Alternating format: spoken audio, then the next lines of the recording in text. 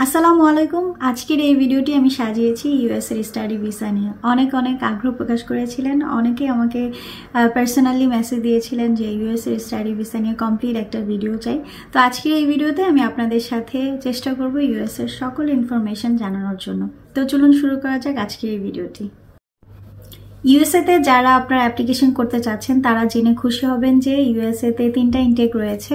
বর্তমানে সেপ্টেম্বর ইনটেকের চলমান আছে। সেপ্টেম্বর ইনটেকে আপনারা আবেদন করতে পারবেন। তবে ম্যাক্সিমাম ইউনিভার্সিটিতে এখন অ্যাপ্লিকেশন কমপ্লিট হয়ে গেছে।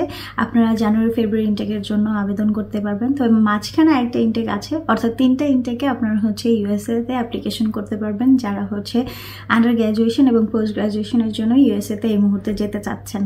ইউএসএ আবেদনের জন্য আইএলটিএস রিকোয়ারমেন্ট কত লাগবে, এটা একটা কমন কোয়েশ্চেন এবং প্রচুর সংখ্যক স্টুডেন্টের মাথায় এই প্রশ্নটা থাকে, আইএলটিএস রিকোয়ারমেন্টটা কত থাকা জরুরি। আমি আপনাদেরকে এই ভিডিওতে ক্লিয়ার করে দিচ্ছি। ইউএসএতে যারা আপনারা আবেদন করতে চাচ্ছেন তারা যে ব্যাচেলারের জন্য 5 অথবা 5.5 থাকলে হবে এবং মাস্টার্সের জন্য 6 থেকে 6.5 এর উপরে থাকলে ভালো, আপনারা স্কলারশিপ পাবেন। আর ব্যাচেলারের জন্য 5 অথবা 5 থাকলে আপনারা এলিজিবল ইউএসএতে ব্যাচেলার করার জন্য। আর এর উপরে থাকলে আপনারা যে ব্যাচেলারও আপনারা যে স্কলারশিপ পাবেন। আইএলটিএস এর পাশাপাশি ডুওলিঙ্গো, টোফেল এবং পিটি দিয়ে আপনারা ইউএসএতে আবেদন করতে পারবেন। ডুওলিঙ্গোর স্কোরটা 85 থেকে 100 মধ্যে থাকলে আপনারা যে ইউএসএতে আবেদন করতে পারবেন। টিউশন ফি, ইউএসএতে আবেদন করার জন্য আপনাদের কত টিউশন ফি বছরে লাগবে। তো ইউএসএতে যারা আবেদন করবেন তারা ব্যাচেলার এবং মাস্টার্সে উভয় আপনারা যে 10,000 থেকে 25,000 ইউএস ডলারের মধ্যে আপনারা টিউশন ফি পেয়ে যাবেন। এটা ইউনিভার্সিটি টু ইউনিভার্সিটি ভ্যারি করে। ইন্টারন্যাশনাল স্টুডেন্টদের রয়েছে ইউএসএতে স্কলারশিপের সুযোগ সুবিধা। আপনারা যারা ইন্টারন্যাশনাল স্টুডেন্ট হিসেবে ইউএসএতে পড়তে যাবেন তারা স্কলারশিপের সুযোগ সুবিধাটা পাবেন।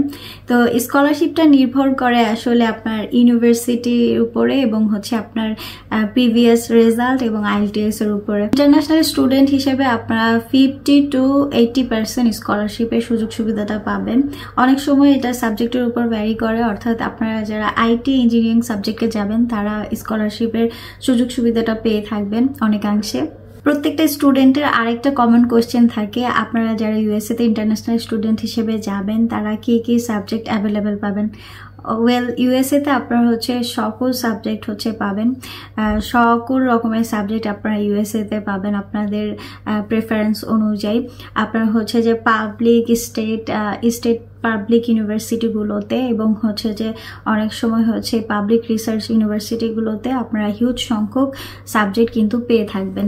অনেক ইউনিভার্সিটি আছে যেখানে ইন্টারন্যাশনাল স্টুডেন্টদের জন্য কোনো ধরনের অ্যাপ্লিকেশন ফি লাগে না। তবে কিছু কিছু সংখ্যক ইউনিভার্সিটি আছে যেখানে যে আপনাদের অ্যাপ্লিকেশন ফিটা লাগতে পারে।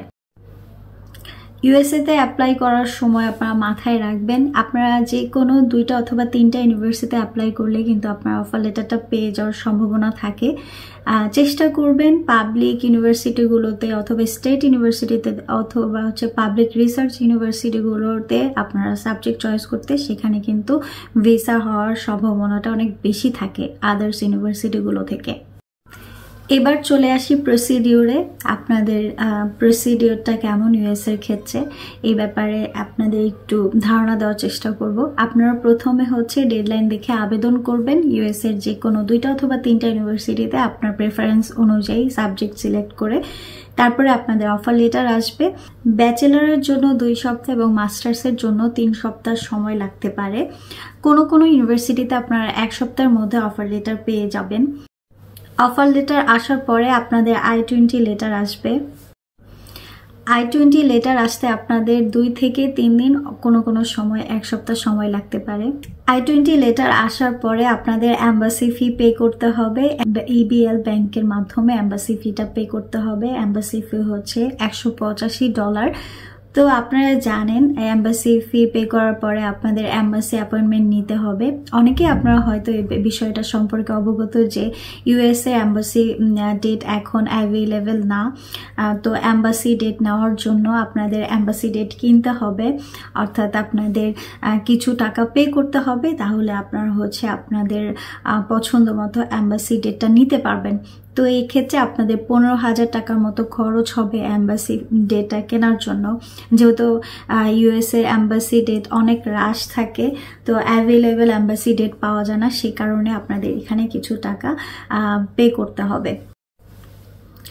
ব্যাংক স্টেটমেন্ট একটা বড় ইস্যু, যারা হচ্ছে আমরা বাংলাদেশ থেকে বিভিন্ন দেশে স্টাডির জন্য যাই, তো ইউএসএতে যাওয়ার জন্য কত টাকা ব্যাংক স্টেটমেন্ট লাগে, এটাও একটা অনেক কমন একটা কোয়েশ্চেন সবার মনের মধ্যে থাকে যে আমরা ইউএসএতে যারা স্টুডেন্ট ভিসা আবেদন করতে চাচ্ছি তাদের হচ্ছে ব্যাংক স্টেটমেন্টটা কত লাগতে পারে।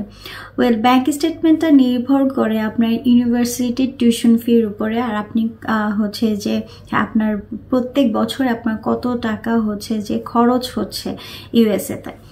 যেহেতু এক এক ইউনিভার্সিটি টিউশন ফি এক এক, সেহেতু আপনাদের 35 থেকে 50 লাখের মতো ব্যাংক স্টেটমেন্ট দেখাতে হবে ইউএস এর জন্য। ইউএস এর কিছু স্বনামধন্য ইউনিভার্সিটির লিস্ট আমি এই ভিডিওর ডেসক্রিপশন বক্সে মেনশন করে রাখবো। আশা করি আপনারা হচ্ছে এই ভিডিওটি শেষ করার পর ডেসক্রিপশন বক্সটি চেক করলে আপনার ইউনিভার্সিটির লিস্টটা পেয়ে যাবেন। এরপর আসছি ইনকামে। আপনারা হচ্ছে ইউএসএ স্টুডেন্ট ভিসায় গিয়ে কত টাকা ইনকাম করতে পারবেন। ইউএসএতে স্টেট ভেদে আপনার হচ্ছে ইনকামটা এক এক রকম হবে। যেমন নিউ ইয়র্কে একরকম আপনারা ইনকাম করতে পারবেন, মিশিগান অথবা আপনার নিউ জার্সি, আদার্স যে ফ্লোরিডা স্টেট রয়েছে, এইসব স্টেটে আপনার হচ্ছে কম বেশি অনেক বাংলাদেশি স্টুডেন্ট পড়াশোনা করতে যায় প্রতি বছর। তো আপনার হচ্ছে যে পড়াশোনার পাশাপাশি যদি জব করেন তাহলে আপনারা 1 থেকে 1.5 লাখ টাকা ইনকাম করতে পারবেন অ্যাজ এ পার্ট টাইমার হিসেবে। আর ফুল টাইমার হিসাবে আপনারা যখন হচ্ছে জুন জুলাই অগাস্টে আপনাদের ইউনিভার্সিটি অফ থাকবে, সেক্ষেত্রে আপনারা হচ্ছে ফুল টাইম জব করতে পারবেন। এবং একজন ফুল টাইমারের বেতন কিন্তু ইউএসএতে অনেক ভালো। আপনারা চাইলে অনেকগুলো জব করতে পারবেন সামারে। তো মোটামুটি অনেক ধরনের জব ফ্যাসিলিটিস ইউএসএতে আছে। তো আপনারা ধরে রাখেন 2.5 থেকে 3 লাখ টাকা হচ্ছে আপনারা সামার হলিডেগুলোতে ইনকাম করতে পারবেন। ইনকামের পাশাপাশি যে জিনিসটা চলে আসে সেটা হচ্ছে living expenses. As a international student হিসেবে অথবা সিঙ্গেল স্টুডেন্ট হিসেবে আপনাদের কত টাকা খরচ হতে পারে।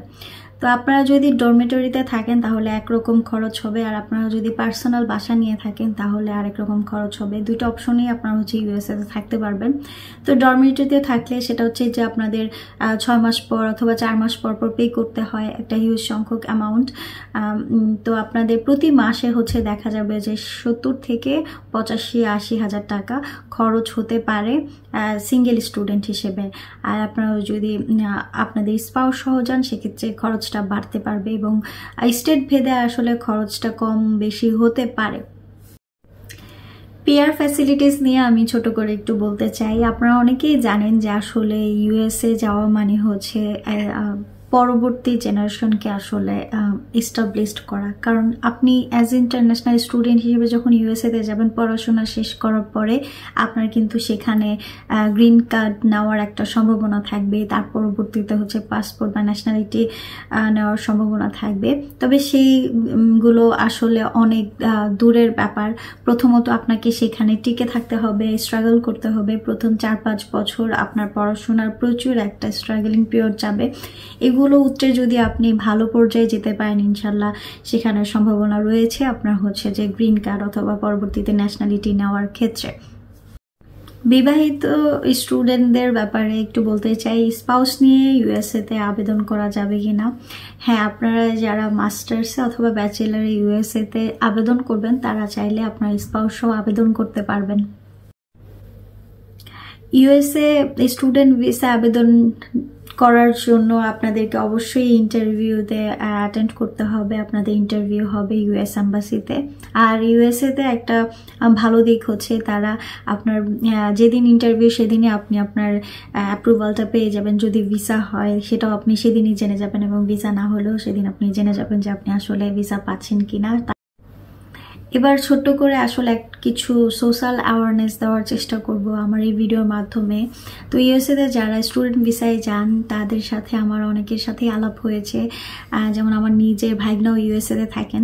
জব ফ্যাসিলিটিস নিয়ে আমি বলবো, যেমন কিছু কিছু স্টেট আছে যেখানে আসলে এশিয়ান কমিউনিটি বেশি, সেখানে অবশ্যই এশিয়ানদের জন্য জব ফ্যাসিলিটিসটা বেশি থাকবে। তবে কিছু কিছু স্টেট আছে যেখানে হচ্ছে যে এশিয়ান কমিউনিটি কম অথবা বাঙালি কমিউনিটি কম, সেখানে আসলে জব পাওয়ার আশঙ্কাটা একটু কম থাকে। দেখা যায় যে এই বাংলাদেশি স্টুডেন্টদের এই অসহায়ত্বটা, যেমন অনেকের স্টুডেন্ট ভিসা থাকা অবস্থায় দেখা যায় যে আপনার সোশ্যাল সিকিউরিটি নাম্বার থাকে না, সেক্ষেত্রে তারা বাধ্য হয় আসলে ক্যাশ জব করার জন্য। তখন দেখা যায় অনেক এশিয়ান কমিউনিটির আন্ডারে কাজ করলে তারা হচ্ছে যে স্যালারি নিয়ে একটা বিপাকে ফেলে স্টুডেন্টদেরকে। তো বুঝে শুনে আসলে কাজ করতে হয়।